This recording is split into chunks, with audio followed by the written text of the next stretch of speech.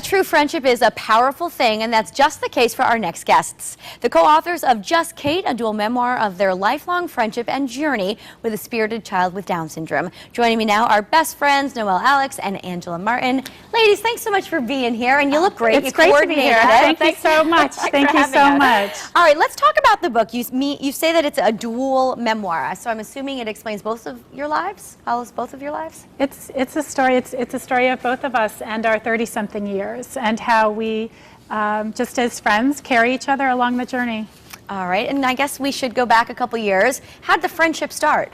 Well, Angela and I grew up in a small town in upstate New York called Wappinger Falls, and we met in first grade at a small Catholic school. Oh. And really, we're friends at first sight. I was we a new were student.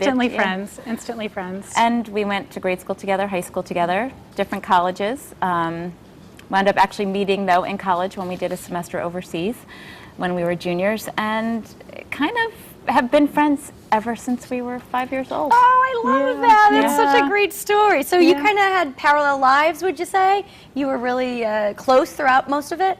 Most definitely. It was marriage, mortgages, kids, and chaos. And I had my second healthy baby boy, and 6 weeks later, Noelle had Cate. Oh, okay.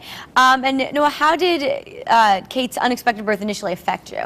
Well, I was 28 years old. I was working as a lawyer in a large New York City law firm and had one daughter already, my daughter Caroline, and went to deliver my second child thinking it would all just be, just as it was the first time, and Cate had Down syndrome. And I found out in the delivery room, and honestly, there's probably no other words than the news took my breath away. I was devastated, sad. I had no idea what was ahead, and at that moment, thought this happy life I envisioned for myself may not be. And that was initially.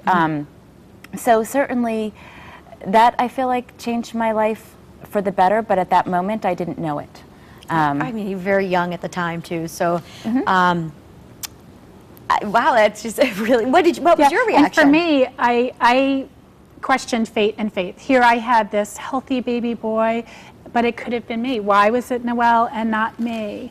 And as a writer, I began just to write and write all my questions and think through all of my worries, everything. And I came to really believe that Cate came to us for a reason, and someday we would understand why. Came to both of you, really, for a reason. Absolutely. Yeah. And I wrote those thoughts in a baby card and sent that to Noelle.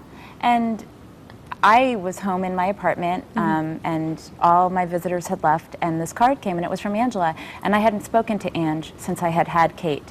And she wrote a message on the inside cover of the card, and there was words I had heard from other people, but in particular, she wrote this one statement that just resonated with me, and it was just a sentence that she said, most people don't know their true mission in life. But how lucky is that Catherine knows hers. She was born to give love, receive love, and teach us all. And I just kept reading it over and over. What a strong message, it was, right? and I thought, because Angela believed it, I believed it. Angela was always the smartest one growing up, and whatever Angela said was true, I just always believed was true, and her words just kind of stuck with me. And I read the card over and over, and I put it in my bedside table, where some people would keep a Bible, and I would pull it out and read it during that first Probably whenever year, you needed whenever I little needed help, it, right? and I never told her. Till many years later, and as it turns out, we both married men from West Hartford. So the story continues. The story continues. And now we live 10 minutes apart again. 10 minutes apart, and we've always had this yin and yang. Noelle was always the fun one, and I was the studious one, and and that's still kind of true. Totally. And I used to be very shy, and Noelle pulled me out of my shell, which I'm so grateful for. And Angela would do my physics homework for the year that I would get in trouble. Yes.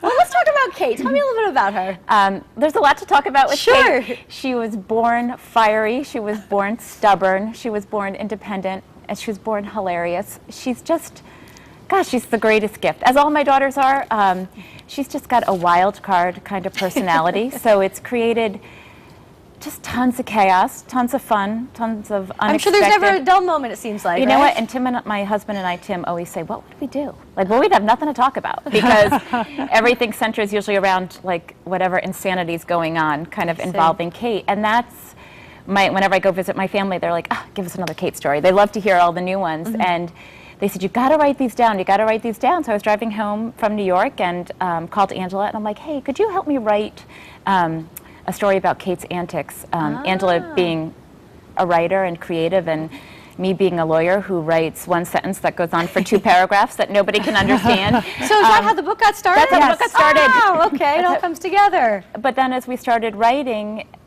we realized that really wasn't our story. Our story really wasn't, it was going to be a magazine article about Cate and fun. And then it turned out to be a very different story.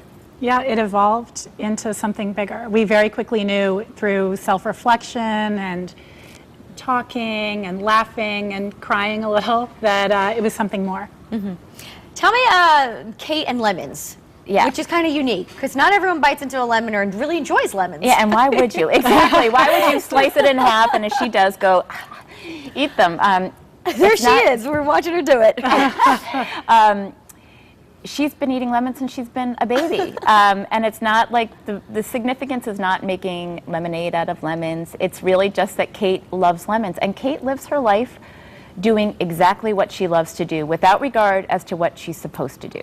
Got it. So she loves lemons, so she eats she's lemons. going to enjoy those lemons. She wears a robe to school because... If she wants to, then? Yeah, unfortunately, yeah. Good for Cate. I want to ask you about the organization you both are involved with, the Band of Angels. Yeah, Band of Angels first, I guess, as a parent with a child with Down syndrome. It's a resource. It also sells retail products, note cards and calendars, but most importantly provides support services for families with children with Down syndrome. So we're part of a promotion this summer. Band of Angels puts together new parent packages filled with all the resources, support materials, etc. for new parents of babies with Down syndrome, and Just Cate is going to be a part of that. I love that. And just lastly, what do you want people to take away from the book? Well, I have to tell you, it's just the Just Cate way of living. I like that. Just living joyfully, fully accepting anyone and everyone just for who they are. We're all imperfect, we're all gifted, and that Just Cate way of living and how Cate lives. She doesn't view anybody differently.